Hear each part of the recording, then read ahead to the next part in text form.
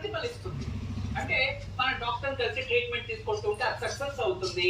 మరియు మందులే దొరకట్లేదు, డాక్టర్ దొరకట్లేదు అనేవారు ఈ పూజ చేయడం వల్ల ఆ డాక్టర్లు ఎవరైనా దొరుకుతారు, వాళ్ళకి అర్థమైన దానికి చక్కగా చికిత్స అన్న చేస్తారు. ఏదో విధానంగా ఆ వ్యాధి నుంచి బయటపడడానికి మార్గం కనబడుతుంది.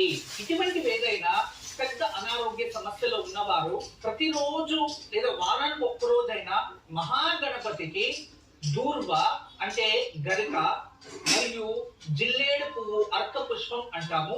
ఇక గన్నేరు పూలు, ఎర్ర గన్నేరు అంటాం కదా, అవి వీటితో ఎర్ర గన్నేరు పూలతో అర్చిస్తూ దూర్వంతో అర్చిస్తూ ఇలా కంటిన్యూస్ గా పూజను చేస్తూ ప్రతిరోజు పూజ అయిన వెంటనే గణపతి రుణ విమోచక స్తోత్రం చదువుతూ ఉంటే మనకేదైనా అనారోగ్య రుణము అనేది ఉంటే ఆ రుణం తగ్గిపోయి ఆరోగ్యవంతులు అవుతాం. కేతు గ్రహాల ప్రభావం తగ్గేందుకు, కుటుంబ సభ్యుల కోపం తగ్గేందుకు ఈ రోజు సాయంత్రం ప్రదోష కాలంలో మహావిష్ణువు ముందు కాని, కులదైవం ముందు కాని 2 దీపాలని వెలిగించి సర్పాష్టకాన్ని గాని, సర్ప స్తోత్రాన్ని గాని పారాయణ చేసి పూజించాలి.